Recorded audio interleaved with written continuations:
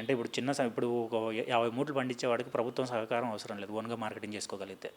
బయట ఓన్గా ప్రభుత్వ మార్కెట్లు అంటే ఏమి లేవు ఆర్గానిక్కి. ఇట్లా మీలాగా ఆర్గానిక్ చేసేవాళ్ళకి గవర్నమెంట్ సబ్సిడీస్ ఏమైనా ఉన్నాయా?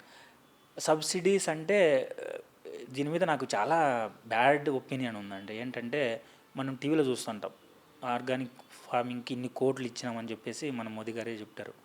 ఆ కోట్లన్నీ ఎటుపోతున్నాయో తెలియదు. మీకైతే ఏమనట్లేదు. అది ఫర్ ఎగ్జాంపుల్ ఏదో ఒక యూట్యూబ్లో మనకి ట్రాక్టర్ ఇస్తారంట, సంథింగ్ సబ్సిడీలో ట్రాక్టర్ వస్తుందని ఒక టోల్ ఫ్రీ నెంబర్ కూడా ఇస్తారు. ఒకసారి కాల్ చేశాను, కాల్ చేస్తే లేదండి మీ ఊరికి అయిపోయింది అన్నారు. అది ఎప్పుడొచ్చిందో ఎప్పుడైపోయిందో అసలు తెలియదు మనకి. మనకి సబ్సిడీ గవర్నమెంట్ నుంచి ఏ సబ్సిడీ రావు. ఫర్ ఎగ్జాంపుల్ నేను ఏ పార్టీ కాదు, ఆ పార్టీ వాళ్ళు ఏమనుకుంటారంటే ఈడ ఆ పార్టీ, వీళ్ళు ఏమంటారంటే ఈడ ఆ పార్టీ, రెండు నాకు ఆర్గానిక్ వ్యవసాయం చేసే వాళ్ళకి ఎవరికి సపోర్ట్ లేదు. సో మీ అంతా మీరే కష్టపడుకోవాలంతే.